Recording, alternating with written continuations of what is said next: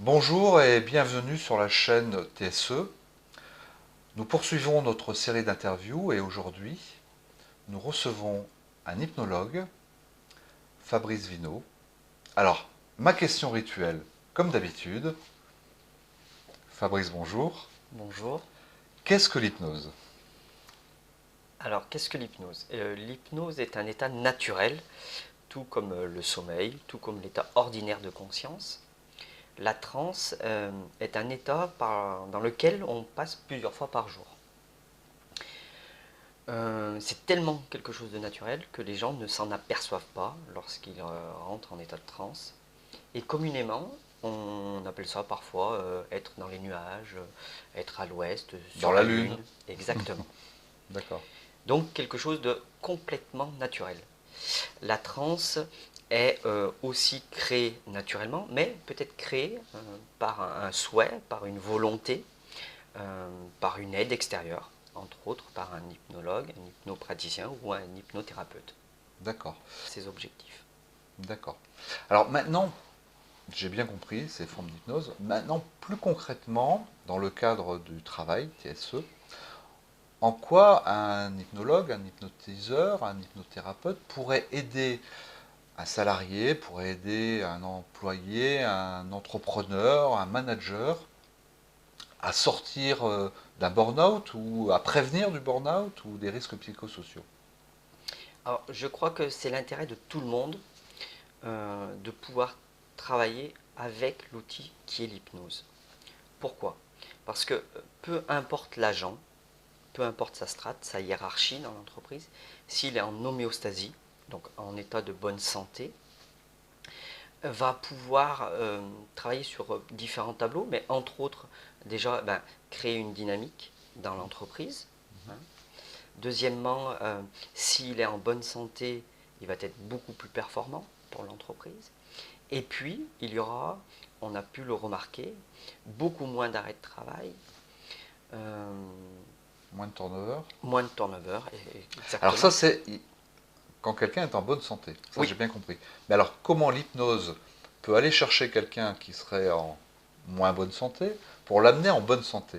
C'est quoi le chemin de l'hypnothérapeute pour amener les gens justement dans la bonne santé?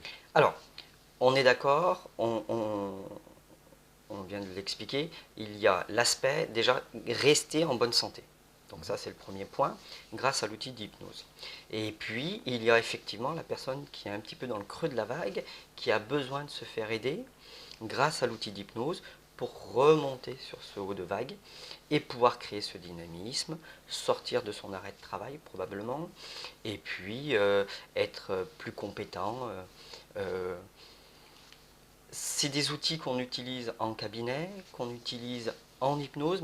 Alors, quelqu'un qui est au creux de la vague, comme vous disiez, quelqu'un qui est en burn-out ou qui va vraiment être sur le bord ou qui est en légère dépression, ce qui le caractérise, c'est la perte de confiance en soi. Donc, perte de confiance en soi, perte d'estime de soi. Et ça, c'est les caractéristiques de quelqu'un qui va mal dans l'entreprise.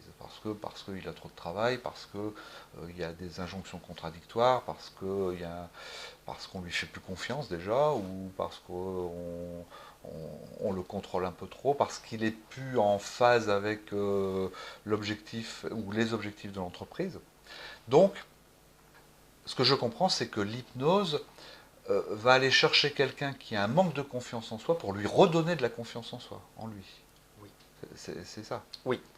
Nous pouvons travailler avec l'outil d'hypnose la confiance en soi, qui est la base un petit peu de la performance, si j'ai envie de dire, au niveau professionnel. Mhm. On, on passe différentes étapes dans notre vie.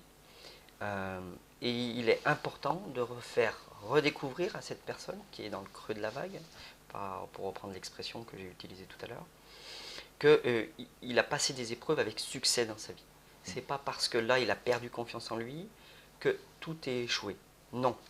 Grâce à l'hypnose, on va pouvoir retravailler sur cette confiance et on va pouvoir le faire ressortir et utiliser probablement des outils sur lequel il va pouvoir lui-même mettre en œuvre dans le milieu professionnel. C'est-à-dire qu'on lui montre comment il était avant, hein, quand on imagine quelqu'un À marcher, à marcher, ouais, par bien exemple, sûr, qui est un apprentissage de la vie, qui a été en apprentissage, qui a eu des diplômes pour avoir le poste qu'il a et tout. entre autres. Et ça, on va mettre le point sur, voilà vos réussites. Voilà ce que vous avez fait de bien et oubliez un peu ce qui a mal fonctionné. Cela peut être une technique. D'accord. Chaque individu est particulier, est individuel, unique. On utilisera une technique en fonction de cette personne. D'accord. Donc chaque personne est différente. La personne qui est en burn-out ou qui s'en va partir, si on lui apprend à gérer ses émotions, eh ben, d'une part, ne partira pas en arrêt de travail, pardon. Ouais. Mais deuxièmement, tout ce qui est émotionnel, on sait que chez les vertébrés, il y a une contamination émotionnelle et ça va créer un dynamisme. Si une personne elle n'est pas bien, elle va communiquer son mal-être. Et là, je sais que, alors je sais, si la personne n'est pas bien, donc comme je disais, elle va communiquer son mal-être. Si la personne est bien, elle va communiquer son dynamisme. Et c'est peut-être là-dessus aussi qu'il faut aussi travailler. Je dis bien aussi, parce que là, ça veut dire que la personne est encore dans le milieu du travail. Par contre, donc là, c'est pour prévenir. Là, c'est pour prévenir. Pour prévenir, ça veut dire ou même, alors, je ne sais pas si prévenir, parce qu'il y a des gens qui ont besoin de rester dans le milieu professionnel malgré leur mal-être, qui sont obligés de garder un lien social. Il y a des personnes qui, s'ils se mettent en arrêt parce qu'ils ne se sentent pas bien, eh ben, vont complètement aller au fond du trou. Donc se disent, garde cette conscience-là, mais là encore c'est individuel, hein, j'entends bien. Je dois me forcer à aller au travail, même si ça se passe mal, même si je ne suis pas bien, même si j'ai perdu confiance en moi, je dois continuer à garder ce lien professionnel, ce lien social. Parce que je sais que si j'arrête d'aller au travail, je m'enferme sur moi-même et je ne vais voir personne. D'accord, c'est un aspect des choses, effectivement. Alors ça, c'est de la gestion émotionnelle. Donc on gère les émotions. On gère les émotions. Et ça parle particulièrement.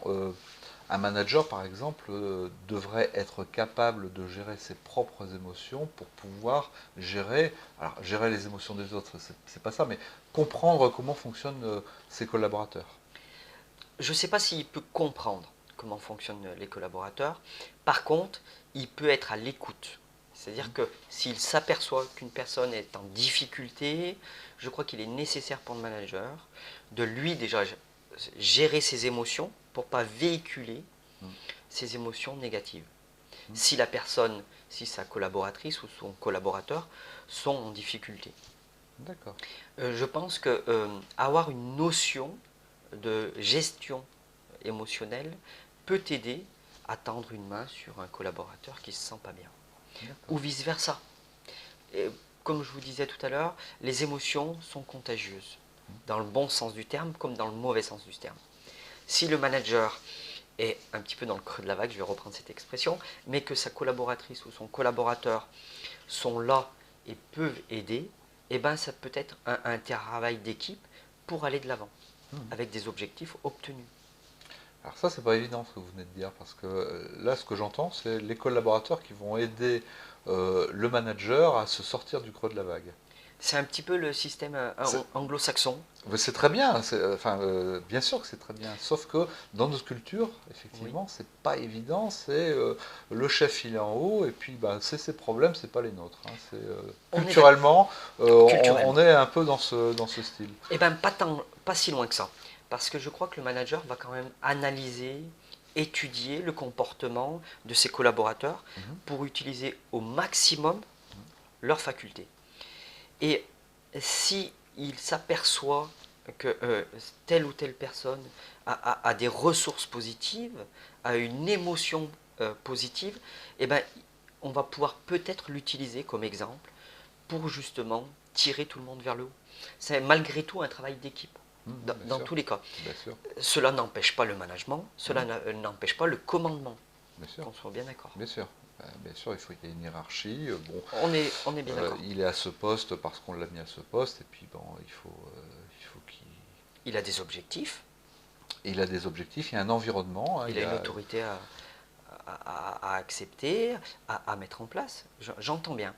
Mais on peut utiliser cette gestion émotionnelle pour justement tirer tout le monde vers le haut. Donc l'hypnose permet de gérer ses émotions, D'accord, super. remettre l'humain au centre de l'organisation. Ce qui n'empêche pas le management et le Ah commandement. non, complètement, mais Moi, je crois que c'est important.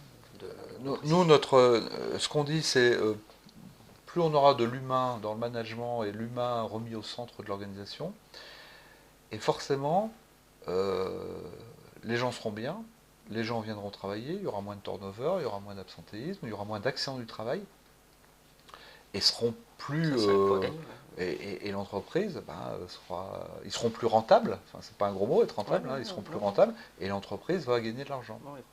Je crois que l'outil de performance aujourd'hui peut être l'hypnose.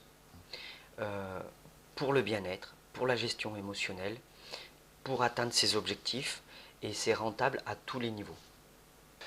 Eh bien merci Fabrice, j'espère que comme moi vous avez compris ce qu'était l'hypnose, que ça n'était pas ce qu'on nous disait forcément dans les médias, et que au contraire ça peut être un outil extrêmement important, extrêmement puissant pour retrouver la confiance en soi par exemple, qu'on peut utiliser par des managers, par des salariés, pour un bien-être, un mieux-être au travail. Merci, à bientôt. Merci.